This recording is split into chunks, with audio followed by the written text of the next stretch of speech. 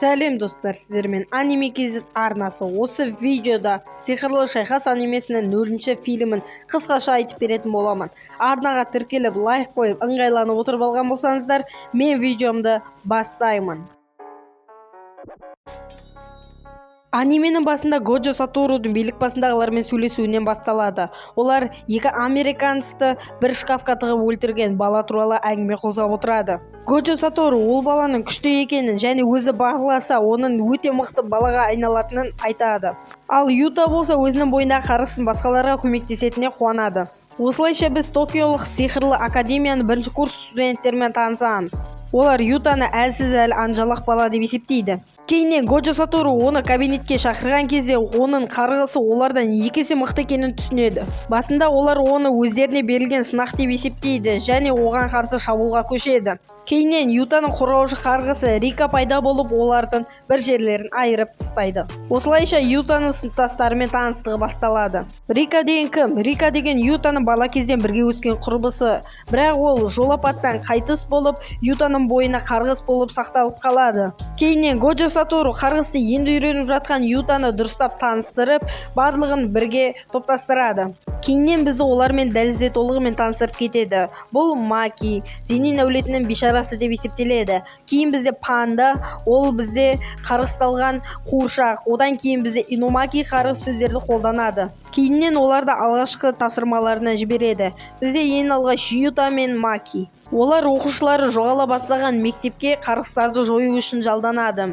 Годжо Сатору оларға қандай жағдай болмасын тірі келулерін өтінеді. Барьер жабылған бойдан қарғыстардың шабуылы басталады. Маки өзінің мықты семсерлесу шеберлігімен көптеген қарғыстардың көзін жояды. Бірақ ең үлкен қарғысқа екеуі аузына түсіп кетеді. Кейіннен ол қарғыстың асқазанында басқа балаларды жолықтырады. Ал Маки уланғандықтан оларды Юта құтқаруды шешеді және Риканы бостандыққа жібереді. Осылайша үлкен қарғысты Рита әп-сәтте жоқ қылады. Кейіннен біз аурухананы көреміз, бұнда Макидің емделіп жатқаны айтылады. Годжо Сатору Ютаға Риканы қарғыстаған емес, керісінше Юта Риканы қарғыстаған деп есептейді. Ютаның Риканы босатқаны туралы билік басындағылар біліп, оны Годжо Саторуға сөгіс жариялайды. Себебі алапат күші бар Риканы босап кететін болса, қалаға қауіп төндіретін еді. Ал Годжо Сатору қандай жағдай болмасын өзін Ютаны қорғайтыны туралы айтады. Кейіннен Ютаға қарғыстарды қылышқа немесе басқа да қаруларға салуды үйрете бастайды. Ол арқылы Юта Риканың күштерін жайлап қана бағындыруды үйренеді. Ал оған семсерлесу дағдыларын Маки үйрете бастайды. Осылайша ұзақ дайындықтардан өткен Юта жақсы нәтижелер көрсете бастайды. Араға ұзақ уақыт салмай олардың екінші тапсырмасы басталады. Осы жолы Юта Инумаки екеуі екінші тапсырмаға баратыны айтады, бірақ Годжо Сатору өзін бармайтыны туралы жеткізеді. Барьер жабылғаннан кейін олар екінші дәрежелі мықты жынды кездестіреді. Юта мен Инумаки бірігіп, Инумакидің спрейін алып Инумакиге береді. Осылайша екінші дәрежелі Инумакидің арқасында жеңіске жетеді. Кейіннен екінші дәрежелі жынның қалай пайда болғаны туралы Годжо білетінін айтады. Кейіннен Сена Сугуру Геттоға ауысады. Ол адамдардың бойындағы жаман қарғыстарды жоямын деп адамдардың бойындағы қарғыстарды өзіне алады. Сол арқылы ақшамен ол өзіне қарғыс армиясын құрады. Жақында соғыс болатынын түсінген Годжо Сатору директормен ақылдаса бастайды. Осы сәтті пайдаланған Гетто бірінші курс студенттеріне келеді және Ютаға өзінің командасына қосылуға ұсыныс білдіреді.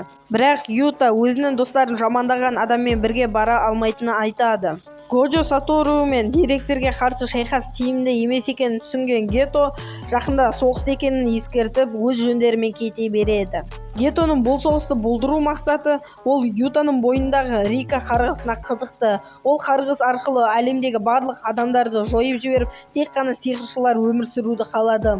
Осылайша екі тарап екі соғысқа тез-тез дайындықты бастап кетті.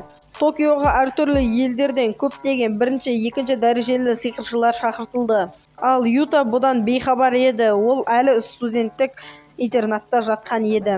Ал Годжо Сатору жағаласпау үшін оған мына америкалық негр жағаласты. Осы сәтте біз Годжо Саторудың ерекше көздерін байқаймыз. Ол оған адам нанғысыз күшті иеленуге көмек береді. Бұл жақта болып жатқан шайқасты пайдаланып Гето Сугуру Ютаға қарсы шабуылға көшеді. Ал Ютаның 3 ұлы әулеттің біреуінің ұрпағы екені белгілі болып, оның ерекше күші ашылады. Және Гето бұл шайқастан әрең зорға қашып құтылады. Және ескі танысы Годжомен біраз әңгіме айтып, өз жолымен кете береді. Кейіннен Годжо Саторудың айтқаны расталып, Юта Риканы қарғыстағаны белгілі болады. Кейіннен Юта өз қарғысын алып, Риканы бостандыққа жібереді. Осылайша Сиқырлы шайқас анимесінің 4-ші фильмі аяғына да жетеді. Видео ұнаған болса, арнаға тіркеліп лайк басуды ұмытпа. Келесі қандай аниме пікірге жаза кет.